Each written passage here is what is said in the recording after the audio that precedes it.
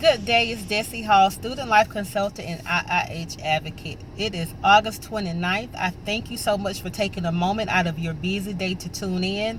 I want to let you know there are times I will be going live and there are times I will upload a pre-recorded video because of my schedule. But in an effort to connect with you today for the very first time on this level, I have a pre-recorded message for you. And you feel free to post any questions you may have about this segment so that way I will answer. I will be checking my the post and I will respond. So if you would like to post any questions, any comments, please do so between the hours of 8 p.m. and 8:30 p.m. So I want to talk to you today about my 7-step approach to recruiting new students. Now, I get it. Because on each campus, the culture is different, the morale is different, and so it can become a bit challenging when you're trying to recruit new students, right? Especially when you're starting a new academic year, or if you were in the church, when you get youth come in, they come in throughout different times of the year. But I want to tell you the first thing that you need to do as a leader, whether you are an administrator, whether you are a student life coordinator or director or whatever capacity in which you serve in, the first thing that you need to do, you need to be approachable. You need to be kind. People need to be able to walk up to you should they have questions about your organization or the event in which you're hosting. That's so very important. When people know that you're approachable, they'll come to you. They'll ask you questions. That's so important. If you have an awful attitude, they would not come to you. They'll go to somebody else. And guess what? They would never join your organization, or they'll never be a part of any events that you're hosting. So keep that in mind. No matter what is going on in your life, we all are faced with something. We all may have a struggle or hardship or something that we're going through in life. But when you're providing service to people, you have to be approachable. The second thing is that I want you to remember, you have to have an appreciation for diversity. That's one reason why I moved to Atlanta, because I had such a great appreciation for diversity.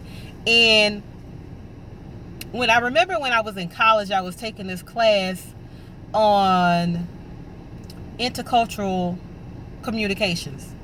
And in that class, I learned the importance of having a cultural respect for other people of other ethnic backgrounds. So with that being said, just because someone doesn't look like you, talk like you, worship like you do, you still owe it to that person to have a respect for them. They may dress differently, their values may be different, but what you have to do when maintaining a cultural respect for other people, find out what it is that you have in common.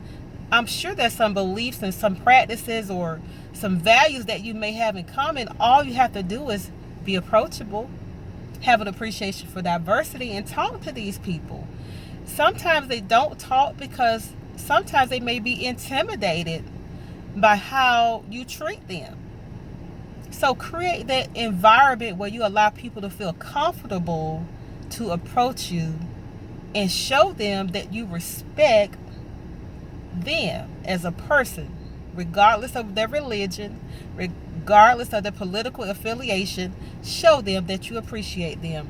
The third thing I want you to do, which is so important when you're trying to recruit new members, is to identify talents and gifts within your organization. Now, before you get them in there, sometimes you may be attending an event and you may see some students. Sometimes, like for instance, one event that I hosted, I noticed some students who were very engaged in an activity, or some who were very outspoken. I approached those students and made conversation with them. Say, I need you to come to this next meeting, or let me introduce this club to you. So that generated a conversation. I was approachable. I actually approached them in this instance. And once that, I was able to get them involved, and they came to the meetings. And then, hey, I recruited some new members. You can do the same thing. One of my favorite quotes in the Bible, and I always hold to this, is know those who labor among you. We're going to talk about that in a moment. You need to know who labor among you. You need to know what gifts and talents they possess. Because, hey, guess what? You can't do it all by yourself. Which leads to my next step with number 4 is delegate. You need to delegate. Oh my goodness. I cannot tell you how often times that I've tried to do stuff on my own and by myself because I felt like, hey, I wasn't getting the help that I needed, or I felt like sometimes people were not dependable. And I realized I was working against myself. You know why I say that? Because I was so stressed out. I was always going and going and going and going, didn't get rest. And so I realized I needed people. I needed people to help me. And I needed to be able to delegate authority to other people. And if people made mistakes, I need to allow them to make mistakes so they can learn from their mistakes so they can grow. Many times we as leaders, we don't want to let stuff go. You need to let it go. You need to train people. So you need to learn how to delegate. The 5th thing is foster relationships. Getting to know people again, getting to know the people on your team, or before they even start working with you, need to get to know them. And again, it's just asking certain questions. Tell me a little bit about yourself. You're not going through an interview. No, you're not. But get to know them. What are your likes and dislikes? What are some of your strengths and weaknesses? That's how you're going to get to know these people. Create an environment where they feel comfortable talking to you. My 6th thing is that once you get them in, you're approachable, you're kind, you have a great appreciation for diversity, right? You identify the talents it gives, you delegate tasks, you foster those relationships. The next thing you do once you get them in, and they get to come into your meetings, attending your events, and volunteering for different functions and community service projects, extend gratitude. Let the people know you really appreciate their support. People volunteer their time without pay. They spend time away from their families. Sometimes they get off from work to come and assist you with events on your campus. Let them know how much you appreciate it. And sometimes, yes, you can give them something. Sometimes you can just, a matter of just saying, thank you so much. Great job. People don't always look for compliments, but you need to let them know when they're doing a great job. So that's very important. Extend gratitude. Always extend gratitude. And my final thing is offer incentives. I told you sometimes people don't get paid for what they do. They volunteer their service for free. They spend time away from their family. They get off from work. Or some of them may not be working at all. Offer an incentive for them being involved in your organization, on your campus, whatever it is that they'll be doing. Offer an incentive for them. That's how, in the end, with those 7 steps, that you'll retain members just by following those simple steps. Now, was that hard?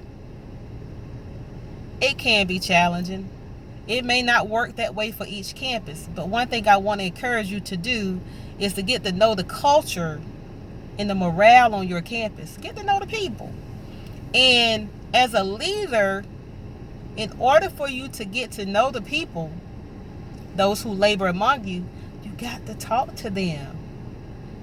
You got to talk to them and get to know them. Now, in some settings, you may be having meetings, you may have events.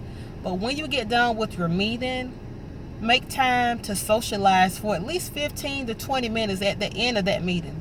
Now, advisors and leaders, whatever capacity in which you serve in, I know when you get done with that meeting, you may have another meeting.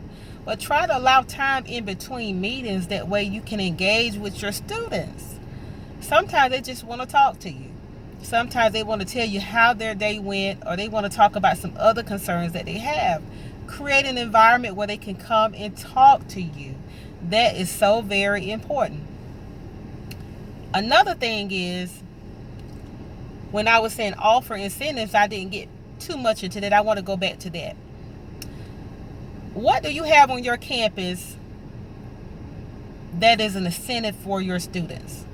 I want you to comment below this video and let me know what incentives do you offer your student leaders for serving. Is it a scholarship?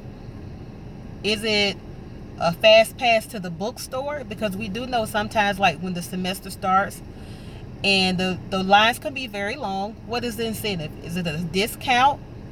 Chime in and let me know what it is that you offer your student leaders for serving. That's very important, to offer an incentive. Sometimes it can be a trip. It could be an annual trip somewhere where all the expenses are paid. That's definitely an incentive. So with that being said, with these 7 steps, I want you to remember, again, I'm going to post them today, but the first one was be approachable. Think about it. Examine yourself. Sometimes we think that what we're doing is good, but if you ever wonder why you're not getting the results you need, why you're not recruiting members, why you're not retaining them, are you approachable? You may be tired, you may be stressed out, you may have a lot going on, but if you sit back and think, okay, how are you prioritizing your time? How do you treat people? How do people feel when they're in your presence? Those things are very important. Appreciate diversity. We all can learn something from each other regardless of our background. We can learn something from each other. It could be a new recipe. It could be anything. A new language. Embrace diversity. You will be surprised the relationships that you form when you embrace diversity. Identifying talents and gifts. Oh my goodness. Sometimes when I host programs and we're looking for talent, because sometimes if you're on a budget, now in student life, yes, you're on a budget sometimes, and sometimes your budget is very slim. And instead of hiring a performer, you may have someone who's gifted to sing or to dance. So you need to get to know the people and identify what gifts and talents they possess. You'll be surprised how it changes somebody's life when they start getting involved and doing different things. Because sometimes people, they just need to belong to something because they feel like they don't fit in anywhere else. Delegate. Sometimes people waiting on you to ask them. Instead of you waiting on people to come to you, they waiting on you to ask them. Because sometimes they probably don't believe they can do certain things. But sometimes they're just waiting on you. Foster relationships. It goes back out to identifying what skills and abilities that they possess. Help bring out those things in people that they possess, those gifts, so that way you can use them to your advantage. And extend gratitude. You'll never know how much you miss or need somebody until their presence is gone. Remember that. You don't want to lose a person. Extend gratitude. And the 7th step was offer incentives. Put yourself in that person's shoes. What would you want? Now, keep in mind now, you may volunteer because you're passionate and this is what you love to do. But you may not expect anything in return. But in order for us to retain you, we need to do something to make this a win-win. So offer incentives. What is it? Is it a shirt? Something nice? A luncheon? Do something to let them know you appreciate them, and do it often. Small acts of kindness add up too. I'm Dessie Hall, your student life consultant. I look forward to engaging with you again on next Wednesday. And again, remember to comment and post any questions you have, and I will take the time to respond to as many as I can. Have a great day.